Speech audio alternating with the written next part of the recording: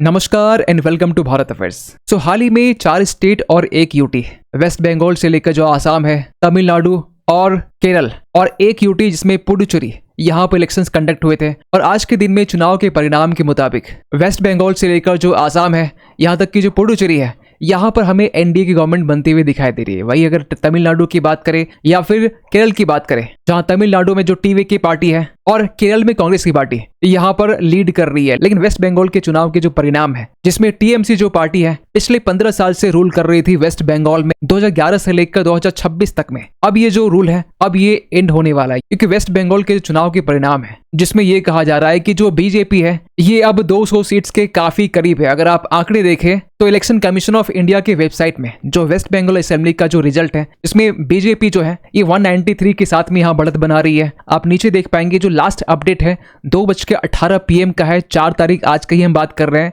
वहीं जो AITC है, ऑल इंडिया तृणमूल जो कांग्रेस है, जो टीएमसी पार्टी से कहते हैं, ये 94 के साथ में बीजेपी से 100 सीटें यहाँ पीछे चल रही है। वहीं अदर्स के खाते में 2 से लेकर जो 1 है, सीपीआई को भी यहाँ पर 1 सीटें मिली है। खैर यहाँ पर जो कांग्रेस है इन्हें भी यहाँ पर 1 सीट मिलती हुई दिखाई दे रही है। और आप वेस्ट बंगाल का मैप देख सकते हैं, पूरा जो मैप है ना, जहां पर बीजेपी बढ़त बना रही है, यहाँ पर आपको सैफरन कलर दिखाई देगा, चाहे वेस्ट बंगाल का नॉर्दर्न पार्ट हो या फिर सदर्न पार्ट हो या फिर सेंट्रल पार्ट हो। जबकि इसके पहले भी एग्जिट पोल में ये बीजेपी की तरफ रुझान बता रही थी, लेकिन जो टीएमसी पार्टी है ये एग्जिट पोल को यहाँ पर साफ साफ डिनाई कर रही थी। लेकिन आज के टाइम में ऐसी आर्टिकल पब्लिश हो रहे हैं जहां ये कहा जा रहा है कि खेला ओवर फॉर टीएमसी इन बंगाल, जहां पर जो बीजेपी है ये कोलकाता को यहाँ पर ब्रीच कर चुकी है। वैसे आप इसके पहले भी देख सकते हैं कि हमने SIR से लेकर हाल ही में 9 दिन पहले हमने वेस्ट बंगाल इलेक्शंस के पहले चरण में, जिसमें 92% यहाँ पर वोटिंग टर्नआउट देखने को मिला, तब भी हमने वीडियो बनाया था। तो इस वीडियो में बेसिकली हम ये जानने वाले हैं कि टीएमसी को डबल डिजिट मिलने के पीछे रीजन क्या है, क्यों यहाँ पर जो बीजेपी है ये वेस्ट बंगाल में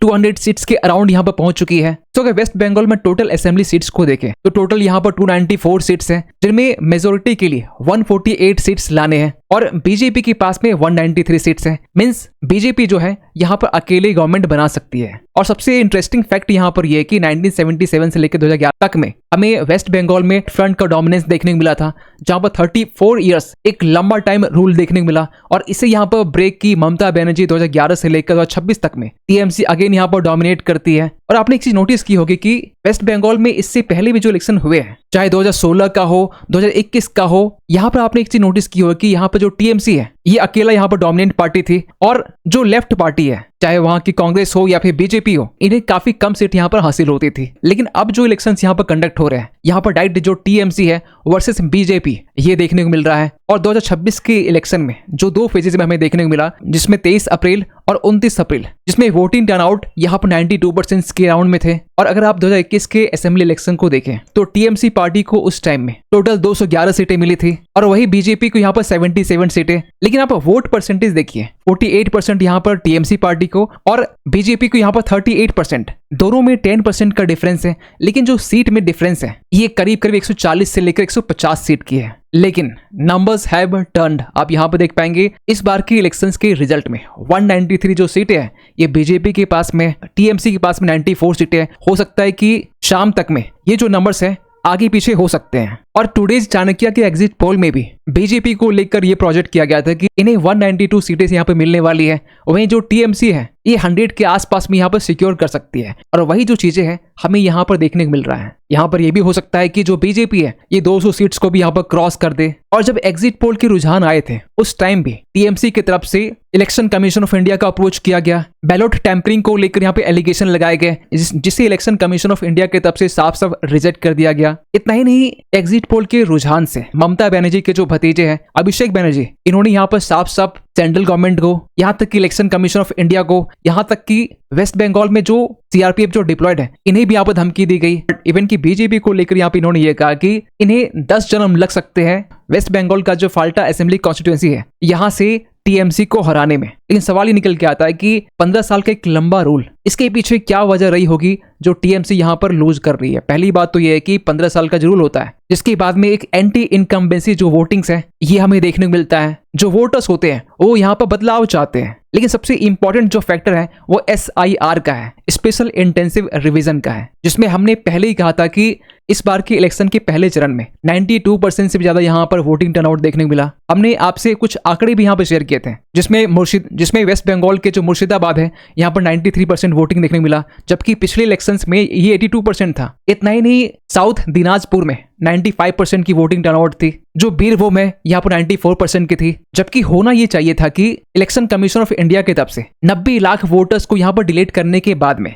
जो वोटर टर्नआउट है ये कम होना चाहिए था। और हमने यहाँ पर इस वीडियो में कैलकुलेट करके बताया था कि अगर वोटिंग टर्नआउट 92% से ज्यादा है तो यहाँ पर क्या कंडीशन हो सकते हैं। जो हिंदू वोटर्स हैं क्या ये बाहर निकल के वोटिंग कर रहे हैं? 2.5 लाख के राउंड जो सीआरपीएफ यहाँ पर तैनात किए गए, इससे क्या एक कॉन्फिडेंस मिला है यहाँ के वोटर्स को कि ये बाहर निकल के यहाँ पर अब वोट कर रहे हैं? जो एक खौफ था टीएमसी को लेकर, इसे दरकिनार करके क्या यहाँ पर बदलाव की डिमांड की जा रही है? तो आप इस वीडियो को भी जरूर देख सकते हैं, जिसमें हमने पूरी तरीके से कैलकुलेट करके बताया है। और टीएमसी के तब से 2021 के टाइम से जो यहाँ पर सोशल वेलफेयर स्कीम चलाए जा रहे थे, चाहे लक्ष्मी भंडार हो, कन्याश्री हो या बाकी अदर स्कीम्स हो, इसमें किसी तरह का यहाँ पर बदलाव भी देखने को नहीं मिला। यहाँ तक कि वेस्ट बंगाल के बजट में टेक्नोलॉजी से लेकर जो एजुकेशन है यहाँ पर हमें कम अलोकेशन देखने को मिला। और एक बड़ा जो बजट का अलोकेशन है हमें वहां देखने को मिला जहां पर मुस्लिम वोट्स अट्रैक्ट हो सकते हैं। लेकिन सवाल ये निकल के आ रहा है कि बीजेपी की जीतने के पीछे रीजन क्या है? सॉरी, यहाँ पर जो हेडिंग है यहाँ पर चेंज नहीं किया गया, लेकिन 2021 के असेंबली इलेक्शन को देखें जहां पर बीजेपी के वोट शेयर काफी ज्यादा थे लेकिन सीट्स काफी लो थे, लेकिन इस पर हमें बेटर सीट कन्वर्जन देखने को मिल रहा है। इतना ही नहीं, यहाँ पर वेस्ट बंगाल का जो रूरल एरियाज है, जो ट्राइबल बेल्ट है, जो बॉर्डर डिस्ट्रिक्ट्स है, यहाँ पर बीजेपी लीड कर रही है। इसके अलावा भी जो ऑर्गेनाइजेशनल स्ट्रेंथ है, जैसे कि बूथ लेवल में प्रेजेंस को और भी ज्यादा स्ट्रांग बनाना, क्योंकि आपने देखा होगा कि इलेक्शंस के टाइम में 2.5 लाख के राउंड में जो सीआरपीएफ है उन्हें तैनात किया गया। जम्मू एंड कश्मीर में तैनात जो स्पेशल व्हीकल्स हैं इन्हें वेस्ट बंगाल लाया गया। और सबसे इंपॉर्टेंट यहाँ पर ये कि जो टीएमसी है, जो कांग्रेस है, जो दोनों मिलकर यहाँ पे इंडी एलियंस बनाते हैं, यहाँ पर भी हमें एक स्प्लिट देखने को मिला। क्योंकि जब चुनाव के प्रचार किए जा रहे थे उस टाइम राहुल गांधी की तरफ से टीएमसी को टारगेट किया गया और ये कहा गया कि बीजेपी को वेस्ट बंगाल में एंटर करवाने में जो टीएमसी है उनका सबसे बड़ा हाथ है। और इसके रिस्पॉन्स में टीएमसी की तरफ से भी यहाँ पलटवार किया गया। इन्होंने भी ये कहा कि जो राहुल गांधी है he is working for BJP. तो इसके कारण जो एंटी बीजेपी वोट है ये बढ़ता हुआ दिखाई दिया और इसका एक रिवर्स इफेक्ट देखने को मिला, जिसके कारण बीजेपी को यहाँ पर अच्छे नंबर्स में वोट मिले हैं। और सबसे इंपॉर्टेंट यहाँ पर है मटुआ कम्युनिटी को लेकर। इसको लेकर हमने अपने प्रीवियस वीडियो में ही आपको ये बताया था कि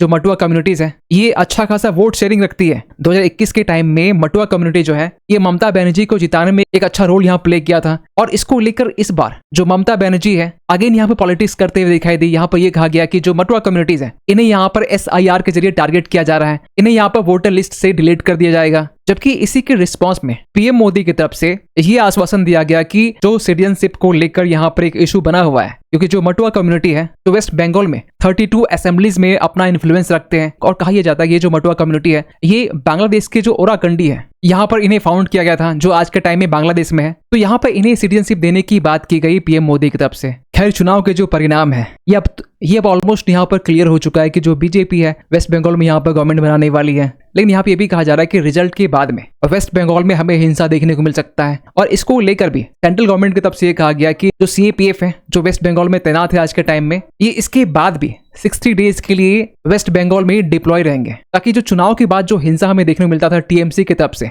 ये यहाँ पर ना हो पाए। खैर, आप क्या सोचते हैं पूरे अपडेट को लेकर कमेंट कीजिएगा। मिलते किसी अगले वीडियो में, तब तक के लिए थैंक यू सो मच।